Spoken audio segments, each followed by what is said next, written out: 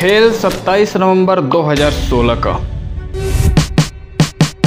12 बदमाश 12 मिनट में खेल दिया गया था। खेल का मेन मास्टर माइंड 2024 में भारत वापस लाया गया। पंजाब की सबसे सुरक्षित मानी जाने वाली नाभा स्थित मैक्सिमम सिक्योरिटी जेल के ब्रेक की वारदात ने पूरे देश को हिला दिया था। इस जेल ब्रेक को अपराधियों ने मात्र 12 मिनटों में अंजाम दिया था, लेकिन इस वारदात का मुख्य साजिशकर्ता रमनजीत सिंह उर्फ रोमी पंजाब पुलिस के हाथ में करीब 8 साल के बाद आ पाया है।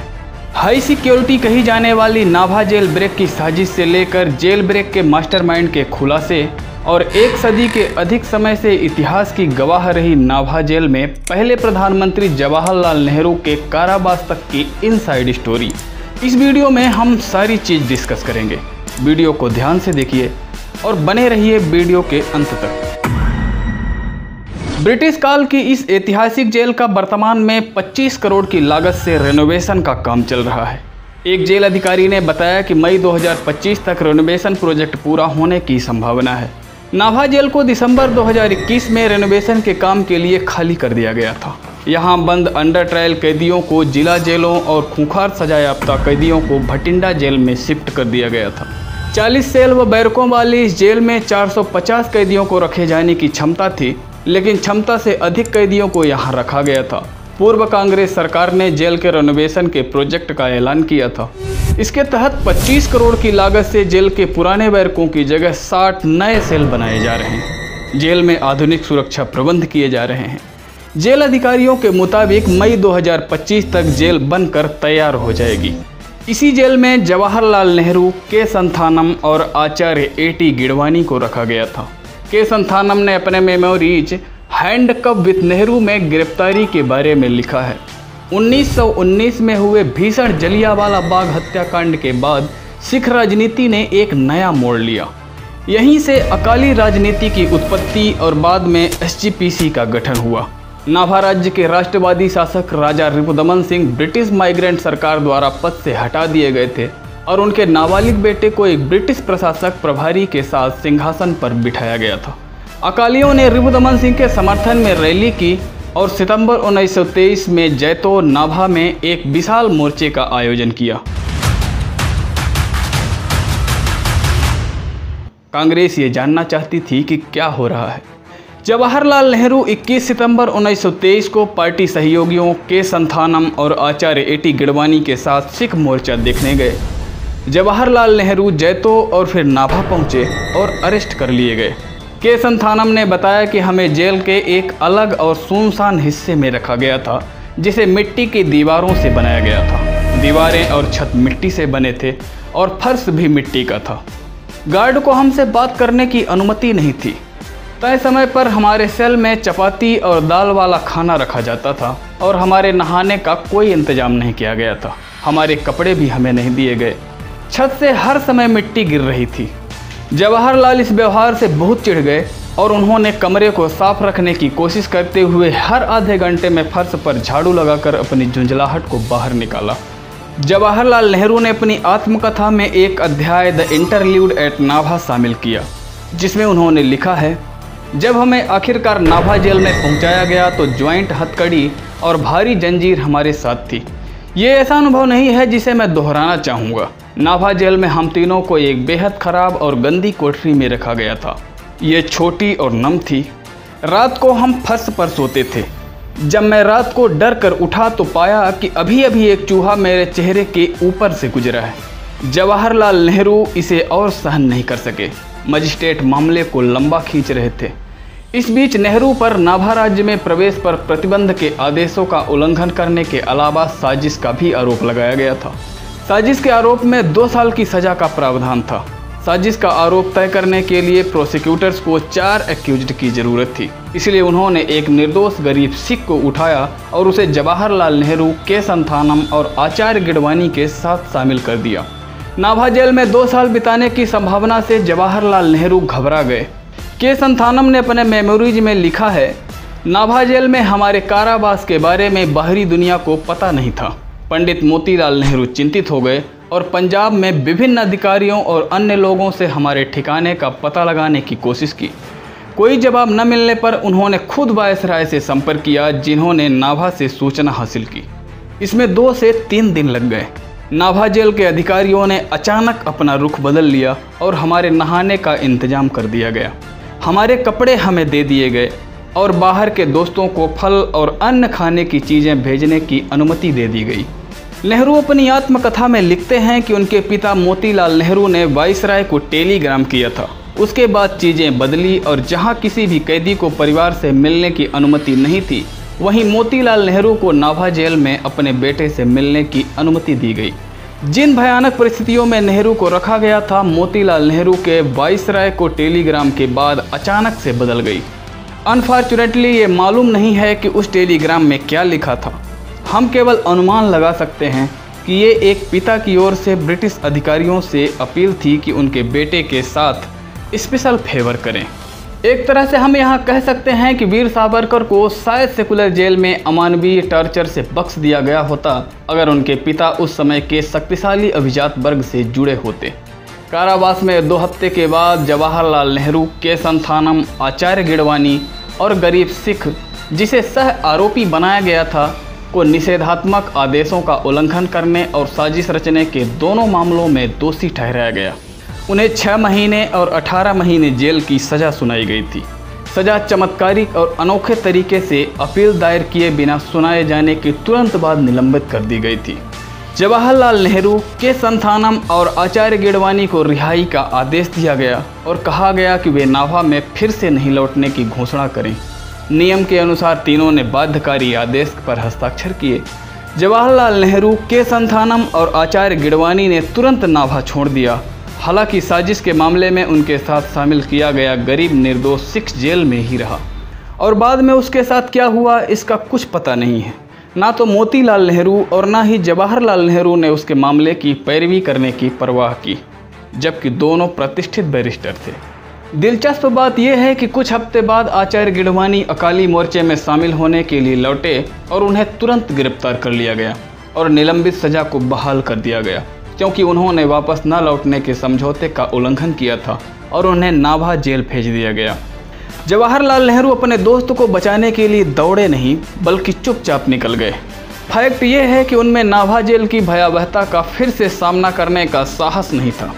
ये भयावहता जो वीर सावरकर को सेकुलर जेल में झेलनी पड़ी थी, उसका एक छोटा सा अंश था। नेहरू को बाद में अपनी आत्मकथा में लिखना पड़ा, मैंने दोस्तों की सलाह का आश्रय लिया और इसे अपनी कमजोरी को छिपाने के बहाने के रूप में बनाया। आखिरकार ये मेरी अपनी कमजोरी और फिर से नाभा जेल जाने का डर था जिसने मुझे दूर रखा, और इस तरह एक सहयोगी को छोड़ने में मुझे हमेशा थोड़ी शर्म महसूस होती है, जैसा कि हम सभी के साथ अक्सर होता है। बहादुरी पर विवेक को प्राथमिकता दी गई। क्या यही एकमात्र कारण है या कुछ और जिसने उन्हें पीछे खींचा? उनके द्वारा दिया गया कोई वचन या मोतीलाल नेहरू के द्वारा? जेल अक्सर तभी चर्चा में होते हैं जब यहाँ कोई कांड होता है, वरना बाहर की खामोशी के बीच जेलों के अंदर की दुनिया चलती ही रहती है। जेलों के अंदर से जो खबरें कई बार छन कर बाहर आती हैं, वे काफ़ी चौंकाने वाली होती हैं और कई दफ़ा तो फिल्मी कहानियों से भी ज़्यादा शॉकिंग। पंजाब में 2016 में नाभा जेल तोड़ने का मेन मास्टरमाइंड रमनजीत सिंह उर्फ रोमी की कहानी बड़ी ही अजीब और शॉकिंग है। रमनजीत रोमी पंजाब के भटिंडा शहर में पैदा हुआ और उसका परिवार और रिश्तेदार हांगकांग में रहते थे।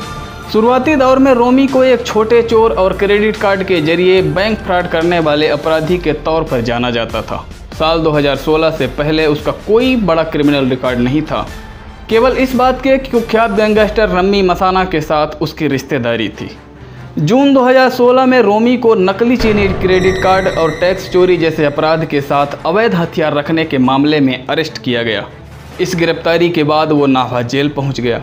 नाभा जेल में रोमी की मुलाकात आतंकवादी गुटों के नज़दीकी लोगों और बड़े बड़े गैंगस्टर से हुई। यही वो टर्म था जब रोमी खुद को बड़ा बदमाश गैंगस्टर मानने लगा। उसने जेल में बंद लोगों को हर तरह से सहयोग करने का वादा किया। अगस्त 2016 में वो जमानत पर बाहर आ गया और अवैध तरीके से अपने परिवार के पास हांगकांग भाग गया। वहां से उसने नाभा जेल में बंद गुरप्रीत सिंह सेखों की मदद से जेल ब्रेक की इस वारदात को अंजाम दिया। रोमी ने पैसे भेजने के अलावा जेल से भागने वाले अपराधियों को सुरक्षित पनाह भी दी और हांगकांग में संपर्क करने के लिए अपना नंबर भी दिया। पहले भोपाल सेंट्रल जेल से सिमी आतंकियों के फरार होने और फिर नाभा जेल कांड से खालिस्तान लिबरेशन फोर्स के सरगना मिंटू समेत 6 खूंखार अपराधियों के भाग निकलने की वारदात ने देश में जेलों की सुरक्षा पर सवाल खड़े करते हुए पुलिस प्रशासन की पोल खोल दी थी। नाभा जेल में 12 बदमाश 12 मिनट में पूरी वारदात को अंजाम दे गए। दरअसल नाभा जेल में 3 दरवाजे हैं। जेल की शुरुआत में एक मेन गेट है, उसके आगे थोड़ी दूरी पर एक और गेट है जिसमें जेल विभाग का दफ्तर बना हुआ है। कैदियों की शिनाख्त भी इसी गेट के अंदर होती है। फिर उससे आगे एक और गेट है जो जेल के अंदर जाकर खुलता है। 27 नवंबर की सुबह सारा खेल अंदर के 2 गेटों के बीच सिर्फ 12 मिनट में खेल दिया गया था। 27 नवंबर की सुबह 9 बजे मेन गेट पर 2 गाड़ियां आकर रुकती हैं जिनमें पुलिस की वर्दी में लोग बैठे हैं। गेट का गार्ड दरवाज़ा खोल देता है। 2 लोग गाड़ियों से उतरते हैं।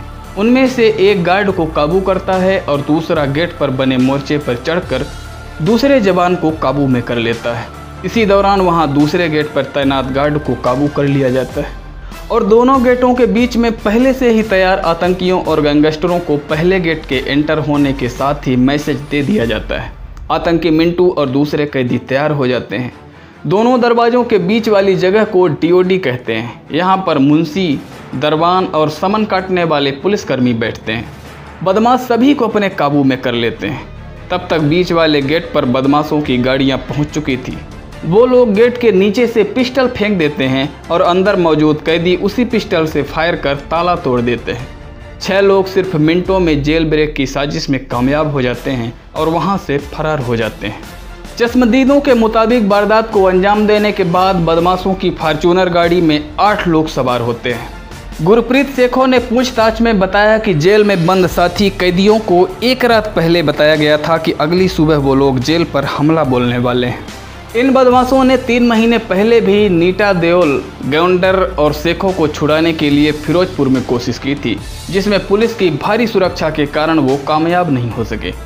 इस बार जेल ब्रेक की सारी साजिश गैंगस्टर पलविंदर पिंदा ने वारदात से 1 हफ्ते पहले देहरादून में रची थी। पुलिस की वर्दी में आए हर बदमाश के पास 2-2 पिस्टल और पर्याप्त गोलियां थीं। इनमें से 6 लोग अमृतसर से, 2 होशियारपुर से, 2 चंडीगढ़ से और 2 लोग फिरोजपुर से आए थे। बदमाशों ने 1 रात पहले मोगा जिले के गांव मांगेवाल में जेल ब्रेक का ब्लूप्रिंट तैयार किया था। गुरप्रीत सेखों के बयान के अनुसार इनका प्लान अमनदीप ढोटिया, विक्की गौंडर, गुरप्रीत सेखों और नीटा देओल को छुड़वाने का था। मिंटू और अन्य आतंकी के साथ में आने की वजह से इनकी आपस में बहस भी हो गई थी। वारदात को अंजाम देने के बाद बदमाश नाभा क्रॉस करके गांवों के रास्ते से होते हुए सामना, डकाला, कैथल और फिर हरियाणा की सीमा में दाखिल हुए, जहां से सभी अलग अलग हो गए। पुलिस ने मामले की जांच के दौरान मंगेवाल निवासी गोपी के घर से 2 पिस्टल और 3 कारों को बरामद किया है। वारदात वाले दिन ही पुलिस ने गैंगस्टर पलविंदर पिंदा को यूपी के शामली से गिरफ्तार कर लिया था। वहीं एक दिन बाद खालिस्तान लिबरेशन फोर्स के चीफ मिंटू को पुलिस ने निजामुद्दीन रेलवे स्टेशन से गिरफ्तार किया था। जेल ब्रेक मामले में पटियाला के एडिशनल सेशन जज HS ग्रेवाल की अदालत ने 2 जेलकर्मियों और 9 गैंगस्टरों समेत 20 को 10-10 साल कैद की सजा सुनाई। अन्य 2 दोषियों में से एक को 5 व दूसरे को 3 साल की सजा सुनाई गई। अदालत ने इस मामले में 22 आरोपियों को दोषी करार दिया था, जबकि 6 को बरी कर दिया गया था। अदालत ने जेल ब्रेक की साजिश रचने व ड्यूटी में लापरवाही बरतने के दोष में जेल के सहायक सुपरिटेंडेंट सिक्योरिटी रहे भीम सिंह व हेड वार्डर जगमीत सिंह को 10 साल की कैद के अलावा 10,000 रुपये की जुर्माने की सजा भी है। जुर्माना न भरने पर उन्हें 2 साल और कैद की भुगतनी पड़ेगी। अदालत ने जेल ब्रेक की साजिश रचने व ड्यूटी में लापरवाही बरतने के दोष में जेल के सहायक सुपरिटेंडेंट सिक्योरिटी रहे भीम सिंह व हेड वार्डर जगमीत सिंह को 10 साल की कैद के अलावा 10,000 रुपये जुर्माने की सजा भी सुनाई है। जुर्माना न भरने पर इन्हें 2 साल और कैद भुगतनी पड़ेगी। अन्य दोषियों को साजिश रचने, डकैती, हत्या की कोशिश, सरकारी ड्यूटी में बाधा डालने समेत अन्य धाराओं में 10-10 साल कैद की सजा व 10,000 जुर्माने की सजा सुनाई गई। इन्हें भी जुर्माना अदा न करने पर 2 साल की अतिरिक्त कैद भुगतनी होगी। दोषी सुनील काल्डा को हिरासत से भागे अपराधियों को आश्रय देने के दोष में 3 साल की कैद व 1000 जुर्माना, जबकि गुरप्रीत सिंह को आर्म्स एक्ट में 5 साल की कैद व 5000 रुपये जुर्माने की सजा हुई है। वरिष्ठ वकील सुमेश जैन ने बताया कि दोषी बिकर सिंह व सुखचैन सिंह उर्फ सुक्खी को अदालत ने नशा तस्करी का भी दोषी पाया था। इनके पास से भारी मात्रा में नशीले मटेरियल बरामद किए थे, इसलिए इनके खिलाफ NDPS एक्ट के तहत भी कार्रवाई हुई थी। अदालत ने दोनों को 10-10 साल की कैद और 1-1 लाख रुपए का जुर्माना लगाया है। जुर्माना न देने की सूरत में इन्हें 4-4 साल की अतिरिक्त कैद भुगतनी पड़ेगी। मोहम्मद असीम, नरेश नारंग, तेजिंदर शर्मा, जतिंदर सिंह उर्फ टोनी, वरिंदर सिंह उर्फ रिकी सहोता व रणजीत सिंह शामिल हैं।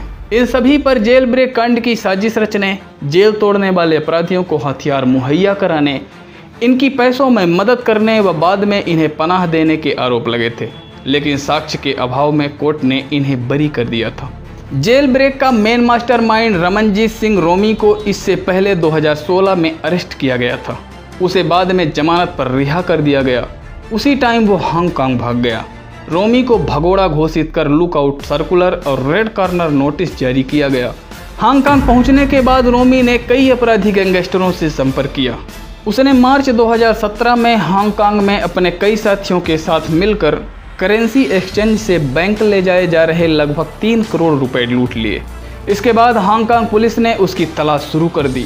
21 फरवरी 2018 को हांगकांग पुलिस ने रोमी को इस डकैती के मामले में गिरफ्तार कर लिया। इसके बाद से पंजाब ने केंद्र सरकार के सामने ये मामला उठाया था। साथ ही उसे भारत वापस लाने के लिए कार्रवाई शुरू हो गई थी। इसके साथ ही रोमी की भारत लौटने की उल्टी गिनती शुरू हो गई। रोमी को उम्मीद थी कि वो हांगकांग में भी भारत की तर्ज पर अपना मामला सुलझा लेगा, लेकिन उसे अपने इरादों में कामयाबी नहीं मिली। वहां से उसे भारत लाने के लिए भारत की तरफ से लंबी कानूनी लड़ाई लड़ी गई। पंजाब पुलिस ने उसके खिलाफ नाभा जेल ब्रेक से लेकर उसके सभी छोटे अपराधों तक की लगभग 1200 पेजों का एक डोजियर बनाया, जिसे पूरे सबूतों और साक्ष्यों के साथ हांगकांग प्रशासन के सामने रखा। हांगकांग में भी जेल ब्रेक को एक बड़ा अपराध माना जाता है, इसलिए रोमी को वापस भारत भेजने का फैसला किया गया। रोमी अन्य देशों में मौजूद उसके शुभचिंतकों को जब इसका पता चला तो उसने भारत की पुलिस द्वारा अमानवीय व्यवहार की अर्जी हांगकांग प्रशासन के सामने लगा दी। पूरे एविडेंसेस पर विचार करने के बाद हांगकांग प्रशासन ने उसे भारत वापस भेजना ही उचित समझा और भारत वापस भेज दिया। रोमी को अब 22 अगस्त 2024 को देर रात नाभा लाया गया। भारी सुरक्षा के बीच रोमी को सुबह 3 बजे के करीब अदालत में पेश किया गया, जहां से उसे 14 दिन की न्यायिक हिरासत में भेज दिया गया। रोमी को दोबारा नाभा जेल में ले जाया गया। रोमी को लेने के लिए SP, 2 DSP सहित पंजाब पुलिस की 6 सदस्यों की टीम हांगकांग गई थी। DSP पंजाब गौरव यादव ने अपने X पर एक पोस्ट के जरिए कहा, पंजाब पुलिस के अथक प्रयासों के कारण मुख्य साजिशकर्ता रोमी को न्याय सुनिश्चित करने के लिए आज भारत वापस लाया गया है। वो हरमिंदर सिंह मिंटू और कश्मीर सिंह गलवाड़ी के साथ साथ ISI और खालिस्तान लिबरेशन फोर्स के अन्य भागे हुए कैदियों के संपर्क में था। DGP ने लिखा, हम इस अंतर्राष्ट्रीय सहयोग के लिए हांगकांग के अधिकारियों, CBI, गृह मंत्रालय, विदेश मंत्रालय और अन्य सभी केंद्रीय एजेंसियों को धन्यवाद देते हैं। दोस्तों, इस पूरे घटनाक्रम को सुनाने का उद्देश्य किसी को परेशान करना नहीं है, किसी का दिल दुखाना नहीं है, बल्कि आपको जागरूक करना है, आपको सचेत करना है। आप जहां भी रहें अपना ख्याल रखें, सुरक्षित रहें। जय हिंद, जय भारत।